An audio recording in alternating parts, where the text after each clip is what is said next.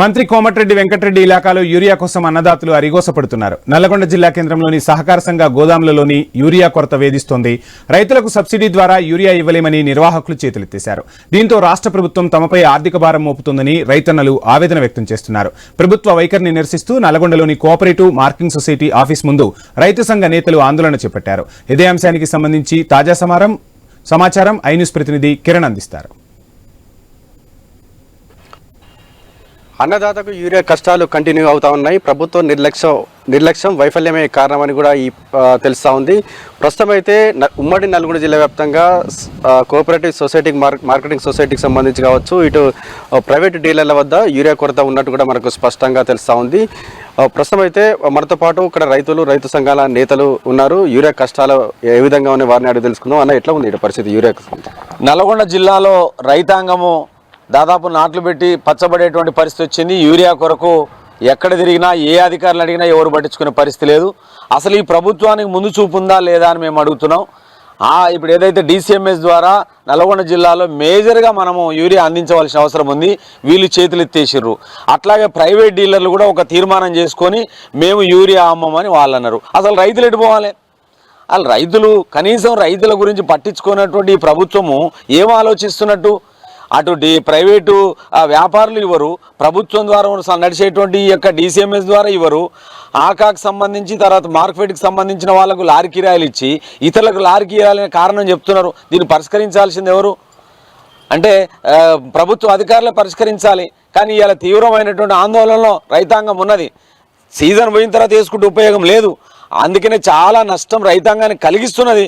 కాబట్టి ఇప్పటికైనా ప్రభుత్వం వెంటనే సీరియస్గా రైతాంగానికి అవసరమైనటువంటి యూరియా జిల్లా వ్యాప్తంగా ఉన్న అన్ని మండలాలకు అన్ని గ్రామాలకు అందించే విధంగా ప్రయత్నం చేయాలి.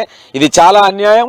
రైతు ప్రభుత్వం అని పేరు చెప్పడం కాదు, మీరు వచ్చి చూస్తే రైతాంగం యొక్క బాధ గోస తెలుస్తుంది. అందుకని రైతాంగానికి యూరియా అందించాలని మేము అడుగుతా ఉన్నాం. చెప్పండి, కేంద్రం ఇవ్వడం లేదని రాష్ట్ర ప్రభుత్వం చెప్తా ఉంది, కానీ రాష్ట్ర ప్రభుత్వం తమపై భారం మోపుతుందని కోఆపరేటివ్ సొసైటీలు కావచ్చు, ప్రైవేట్ డీలర్ కావచ్చు చెప్తా ఉన్నారు. అంటే లోపం ఎక్కడుందని చెప్పి ఈ గతంలో కోఆపరేటివ్ సొసైటీ ద్వారా యూరియా సరఫరా అనేది జరిగేది, కానీ ఈ సంవత్సరం మాత్రం కోఆపరేటివ్ నుండి యూరియా ఇవ్వడం లేదు. దానికి కారణం ఏంటంటే ఎక్స్ట్రా అమౌంట్ మా పైన పడతా ఉంది, ట్రావెలింగ్ ఛార్జెస్ పడతా ఉన్నాయి, రైతులు కట్టట్లేరు కాబట్టి సొసైటీ నుంచి మేము ఇవ్వలేకపోతున్నాం అని చెప్పి వీళ్ళు చెప్తా ఉన్నారు. అదేవిధంగా ఇలా ప్రైవేటు షాపుల దగ్గరికి వెళ్తే వాళ్ళేమో అధికంగా డబ్బులు వసూలు చేస్తున్నారు. కొంతమేర ఇంకా వాళ్ళు వేరే తీసుకుంటేనే యూరియా ఇస్తామని చెప్పేసి చెప్తా ఉన్నారు. ఇది సరైన పద్ధతి కాదు. రైతులు తీవ్రంగా ఇబ్బంది పడుతున్నటువంటి పరిస్థితి ఉన్నది. వెంటనే యూరియాని సరఫరా చేయాలి. ప్రభుత్వం దీనిపైన చర్చించి వెంటనే యూరియా వచ్చే విధంగా ప్రయత్నం చేయాలి. ఇలా మంత్రులు ఎవరు కూడా ప్రజల పట్ల రైతుల పట్ల ఆలోచన చేసేటువంటి పరిస్థితి అని చెప్పిన గాలి మోటార్లు ఎక్కి పైన తిరిగేటువంటి పరిస్థితి ఉన్నది. ప్రెస్ మీట్ పెట్టుకొని కాలయాపన చేస్తూ దాని వరకే పరిమితం అవుతా ఉన్నారు. జిల్లాలో తిరిగేటువంటి పరిస్థితి కూడా లేదు. రైతులు ఏం చేస్తున్నారు, ఎంతవరకు పంటలు వచ్చినాయని చెప్పి పట్టించుకున్నటువంటి పరిస్థితి లేదు. కాబట్టి వెంటనే జిల్లా మంత్రులు కూడా దీనిపైన దృష్టి పెట్టి యూరియాని సక్రమంగా రైతుల వద్దకు వచ్చే విధంగా ప్రయత్నం చేయాలని చెప్పి కోరుతా ఉన్నాం.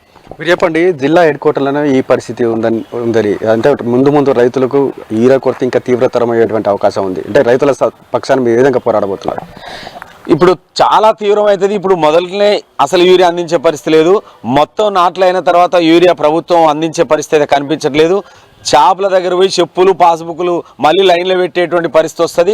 కాబట్టి ఈ యూరియా కొరత మీద రేపు భవిష్యత్తులో చాలా తీవ్రమైనటువంటి ఉద్యమాలు కూడా అవసరమైతే జిల్లా కలెక్టర్ కార్యాలయం ముందు, అగ్రికల్చర్ జిల్లా JD ఆఫీస్ ముందు కూడా పెద్ద ఎత్తున ధర్నాలకు సిద్ధమవుతాం. లేదు మంత్రులు ఎమ్మెల్యేలు వచ్చినా కూడా వాళ్ళు నిలేసేటువంటి పరిస్థితి వస్తుంది. వీళ్ళు ఇక్కడ తిరగలేరు. మీరు మర్యాదగా రైతులకు అవసరమైనటువంటి యూరియా మొత్తం సరఫరా చేసి తప్ప ఇంకోటి కాదు. లేకుండా మాత్రం ఇది రేపు మీ ప్రభుత్వానికి మాత్రం ఖచ్చితంగా గుణపాఠం అవుతుంది. ఇంత తీవ్రమైనటువంటి నష్టం ఎప్పుడు జరగలేదు. రైతాంగానికి పెట్టిన పెట్టుబడులు కూడా వెళ్ళని పరిస్థితి వస్తుంది. కాబట్టి యూరియా మీరు అవసరమైన ఎరువులను రైతులకు అవసరమైన డబ్బులు పెట్టి కొనుక్కుంటారు. అవసరమైన అన్ని మీరు అందుబాటులో ఉంచాలని మేము కోరుతున్నాం. లేని పక్షాలు మాత్రం మీకు సరైన గుణపాఠం చెప్పడానికి రైతాంగం సిద్ధంగా ఉన్నారని తెలియజేస్తా ఉన్నాం. సో ఇది మొత్తానికైతే నల్గొండ జిల్లా హెడ్ క్వార్టర్లో మంత్రి కోమటిరెడ్డి వెంకరెడ్డి సొంత ఇలాకాలో ఈ కోఆపరేటివ్ సొసైటీ గోదాముల వద్ద కూడా మొత్తం కూడా యూరియా నో స్టాక్ అనే బోర్డులు అయితే దర్శనమిస్తా ఉన్నటువంటి పరిస్థితి అయితే ఉందని చెప్పొచ్చు.